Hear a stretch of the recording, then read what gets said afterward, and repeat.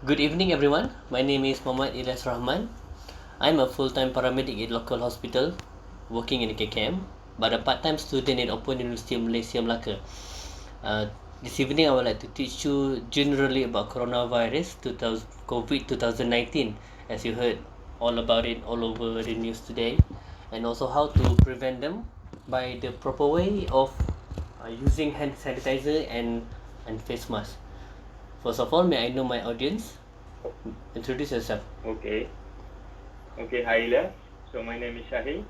I'm 26 years old.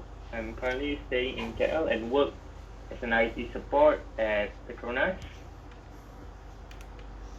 And how about my another audience? Hi Ilyas. My name is Muhammad Faizan. I'm a postgraduate student at University International and I'm 36 years old. Okay, good. So this evening I would like to, as I mentioned earlier, we're going to talk generally about COVID-19. It's nothing specific, it's very general, like you all heard all over the news. So let's look at our content today. First, we need to know what is SARS-CoV-2, the update on the outbreak, Ministry of Health response, infection prevention and control, and finally, and at the end of this video, we are going to learn to do proper hand washing, hand sanitizer, the way and the application of face mask, and also the removal of the face mask. So first of all, it's nothing new. It is a new virus, but it's nothing new because you have heard all over the news today that what is actually is a coronavirus and COVID-19. You may have known that coronavirus may have infected people around the world lately, even before this. Because what is coronavirus in general? Actually, coronaviruses are large family of viruses that cause illness in humans and others, and also in other animals such as bats, camels, and sea bats. Generally, the human coronaviruses causes mild illness such as we seen in common cold, but it may develop into a very severe condition called severe acute respiratory syndrome (SARS). Is where what we are seeing today, where the coronavirus start to kill a person. So as I said earlier, you may have known that before this coronavirus has infected the world, and it is because the family coronavirus before has caused SARS in China and then to all over the world, and also in MERS. MERS, that means middle respiratory syndrome, that started in Arab. Okay, let's see where this coronavirus origins. All of the coronavirus was understand to be from animals. They are most likely biological reservoir for coronaviruses are bats, but it is suspected that also from another intermediate animal host. This happens when a farmer, let's say, were handling this direct contact with the sick animals. Then the viruses from the animals may in contact with the humans, then infects the humans. So this intermediate host may be a domestic food animals, a wild animal, or any domesticated wild animal, but it is not known yet. So generally, what is coronaviruses? So coronaviruses belong to the Coronaviridae family in the Nidovirales order. Corona represents crown-like spikes on the outer of the virus, thus it named coronavirus. So corona is from Latin word or Spanish. Let's look at the cell of the coronavirus itself. So this is the virus. You can see the outer cell of the layer contain the crown-like structure. So this is what we call a coronavirus because of this crown-like structure. So coronavirus is envelope viruses, minute in size, 65 to 125 nanometer in diameter. It contains a single-stranded RNA as a nucleic material, size ranging from 26 to 32 kbs in length. So how it was spread actually, because as I said earlier, it started from animals, transferred to a close contact, which is human. Then from that point on, the sick person will spread the disease to other humans around them. That means it started from animal, transmit to human, then from human it will transmit to another human, like we are seeing today. Let's talk about the symptoms of when a sick person contact with the COVID. Symptoms are including fever, usually a high fever, a dry cough. A dry cough is basically it's a cough without a phlegm. You're having this tingling sensation on your throat, but there's no phlegm. And in severe cases, you may develop a shortness of breath. So to come to a point of shortness of breath, a patient usually takes about 5 days onset of the infection and the rest of the symptoms. That means if you are infected with the virus on the first day, you may not develop shortness of breath until the 5th day of the infection. So what shortness of breath shows is actually it's a virus pneumonia, what we call it viral pneumonia. Pneumonia is an infection to your lungs caused by the coronavirus itself, that causes your lung to be inflamed with fluids. So all that fluids in your lung will cause shortness of breath, difficulty in breathing. When you are unable to breathe, then you may need ventilator support. And that means you need to be put in the ICU and be intubated. That's why we are seeing today there's a scare volume of ventilators around the world. COVID-19 basically started in February 2009. Actually started in December, but is officially recognized in February 2020, where World Health Organization responded in an outbreak in China. The name was previously named as 2019 novel coronavirus or 2019 nCoV, but now has been finalized to the name as SARS-CoV-2, which also named as COVID-19, which is coronavirus disease 2019.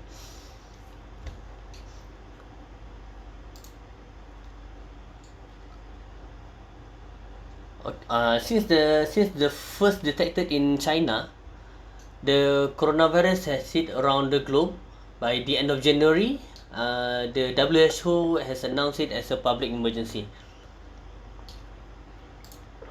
So this is the transmission I've talked earlier. So let's see the COVID-19 timeline. So in December 31st, 2019, the first virus was detected in Wuhan, China. The January 7, World Health Organization announced they have identified the new virus. So unlike the other previous SARS and MERS before, this coronavirus is a brand new type of strain of virus. So on January 7, the WHO has announced that they have found the new coronavirus. So on January 11, the first ever death was occurred in China. Then on January 13, just 2 days after, the first case outside of China has been shown, which is in Thailand. On February 26, in the USA, government started to begin the clinical trial, and at February 29, all the samples were taken from the China has been tested in the lab. On March 11, the WHO declares COVID-19 as a pandemic with more than 100,000 cases and 4,000 deaths in all over 114 countries. In April 2nd, the COVID has spread into 1 million worldwide confirmed cases. And finally, on April 10th, the global death was increased to top 100,000, and the case will ever increasing until today, until the vaccine arrives. So we can see this is the graph shown. This is how the new cases face over time worldwide. What is unique about this graph?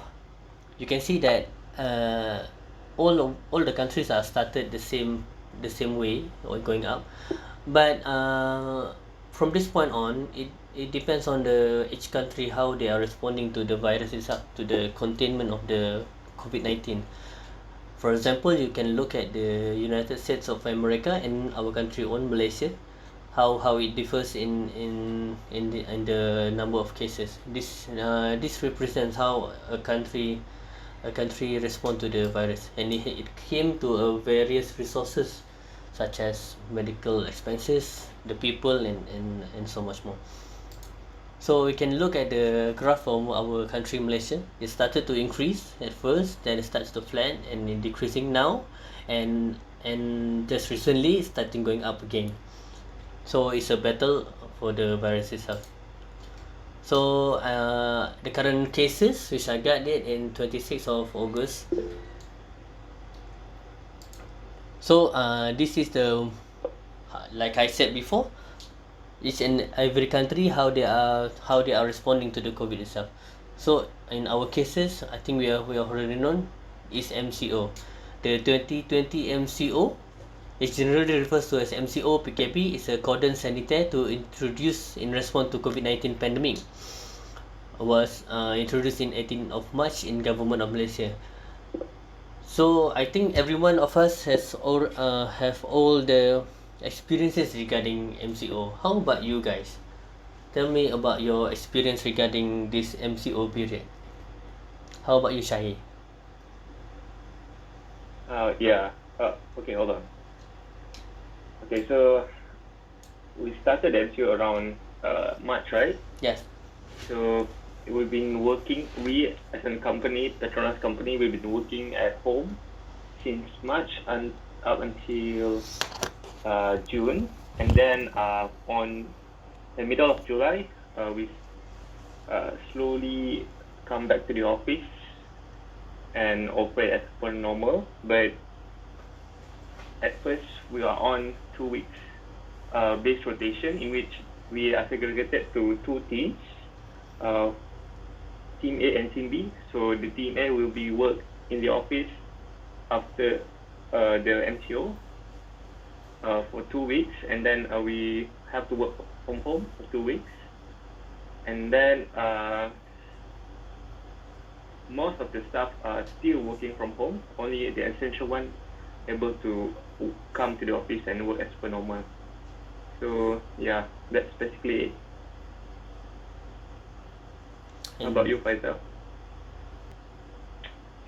As for myself, as a student, since the MCO, all the classes are conducted online.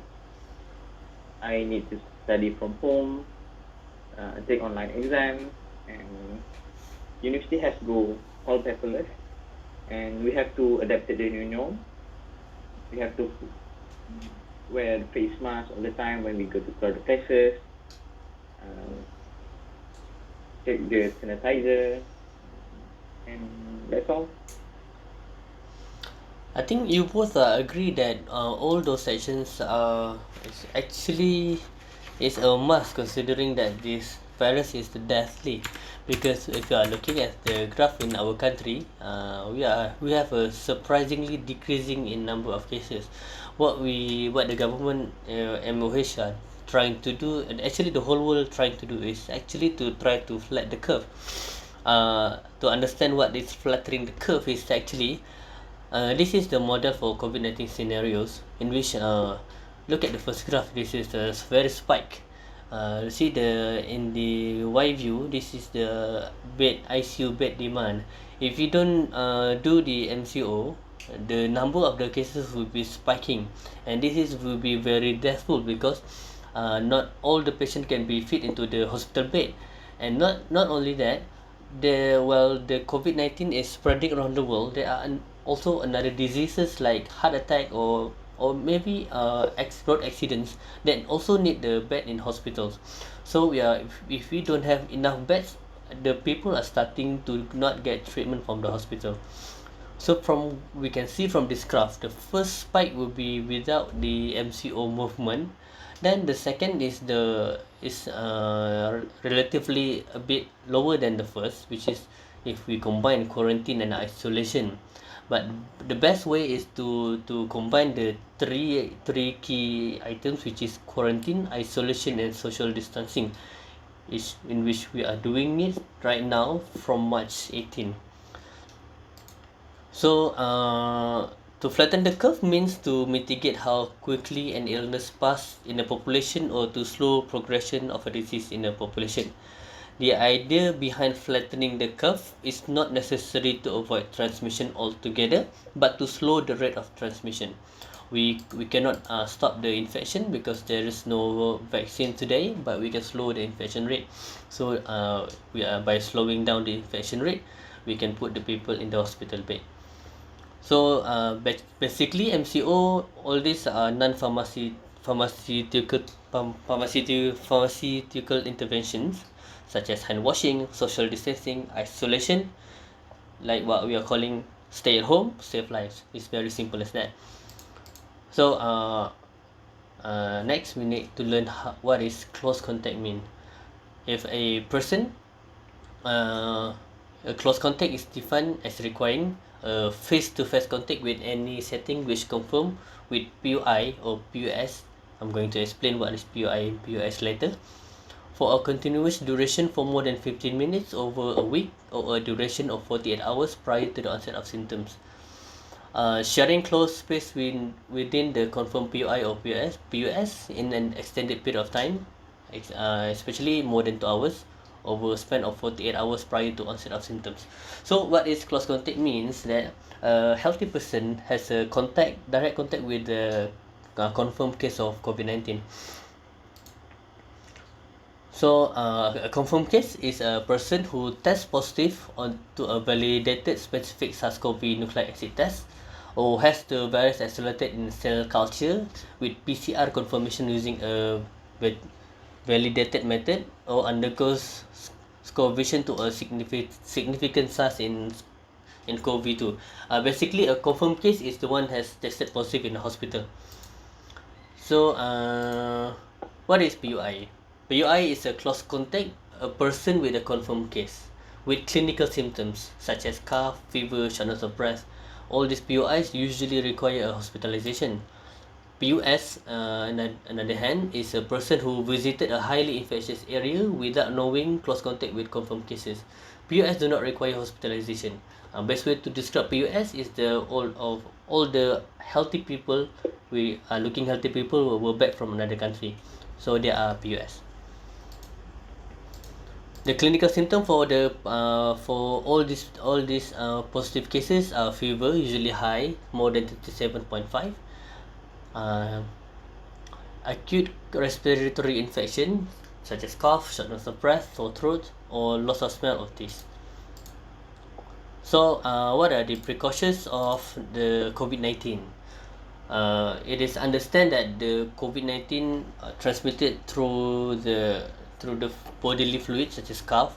So contact and droplet precautions, including the airborne precaution. That's why we are wearing masks. Hand hygiene, environmental cleaning, and all the equipment should be clean.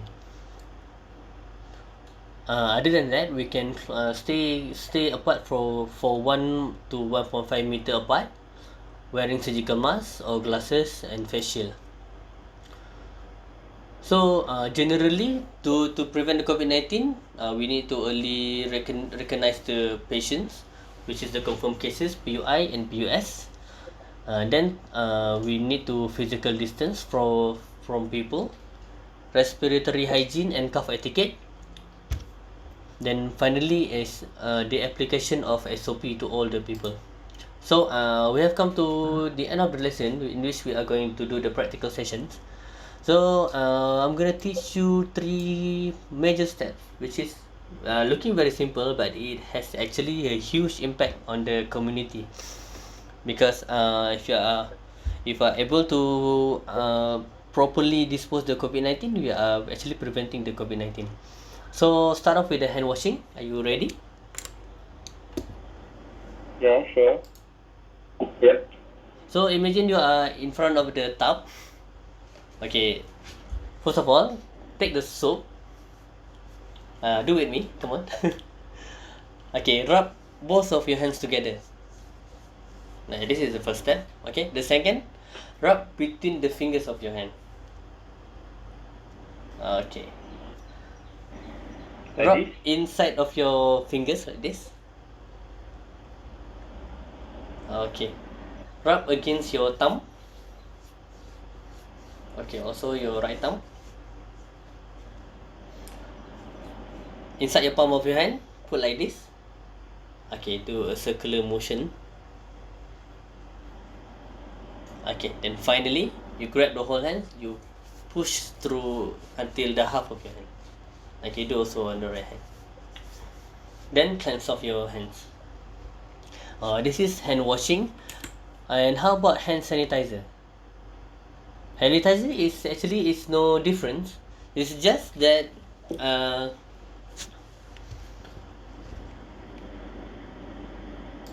hand sanitizer is no different than hand washing actually.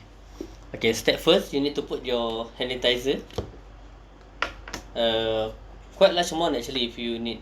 Okay, put on your hand, either of your hand. Okay, it's just one step that differs. Is actually you start off with all on your right fingers like this. Okay, yeah, like this. Okay, all your nails are into the alcohol there. Okay, do like this. Then you transfer the remaining alcohol in here into the another hand. Okay, then you put your all your nails inside it, and the rest of it is the same as the hand washing. That's the only difference because the alcohol will start to dry if you follow the hand washing procedure.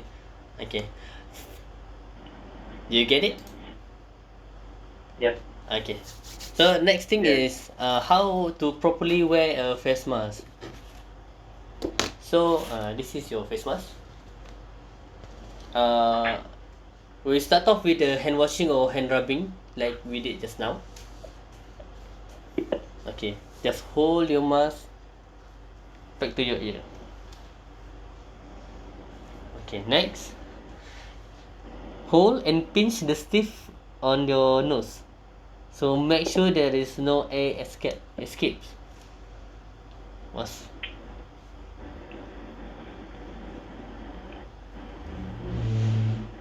One way to detect if you are wearing it properly, if you are wearing glass like Faizal, there is no vapor in your glass. If there's vapor in your glass, that means the seal is not properly tightened. Okay. Then you pull the lower here. Okay. It's very simple as that. But the rule is do not open if you are cough or sneezing. Keep it always on. And never touch the surface of the mask in here because the virus might be in here. Or never pull down like this. It will spread the virus from here to your neck. Okay. One thing that people might not know is how to take off or dispose a mask. It's quietly as important as wearing it also. If you are not dispose it properly, then you may spread it the virus elsewhere. So simply take off the mask. Okay, take it off. Okay, the outer layer you fold into the outer layer. That means the outer layer become the inside like this. Fold. This is the outer layer, right? The outer layer is the blue one, right? Yes, yeah. The outer layer is the blue one. You fold the outer layer into the. No, wrong, Faizal. The other way around. That means that the contamination is out here. Then you fold the outer layer is folded.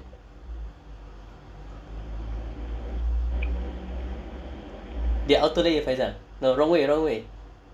The other way around.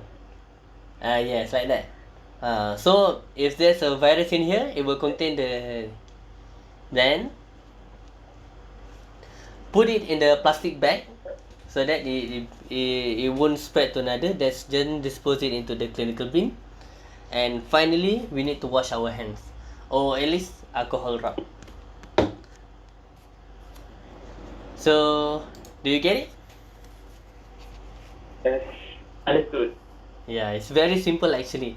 But if you are doing it wrongly, you may spread the virus to the community, which is very bad. So I think we have come to end of lessons. It's very, very general. It's not very specific. But I think this is a very basic thing that people need to know. Because if people are starting to ignore these simple things, they may end up become very serious, like always seen in the nowadays. I forgot to talk about my experience during the MCO. which actually MCO did not affect us very much because we are working in a hospital, but we are working on updating the current positive case in Malaysia.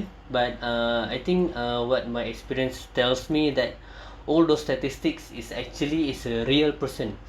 I mean, people are eager to know what is the how many people are infected today, how about the new cases, but people forgot to mention that all those statistics are actually it's a real people, it's a real person. If I say to you, yesterday death was 10, it was a 10 real people.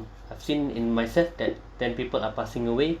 So it is a very not it's because each and every one person has a the connection to their community. So while we are working on the statistic, we are also feeling that we need to end this coronavirus because it is very very sad for for our world today. So hopefully you have learned a lot today in preventing the COVID-19 spreading. Thank you all, and we shall meet again. You're welcome. You're welcome.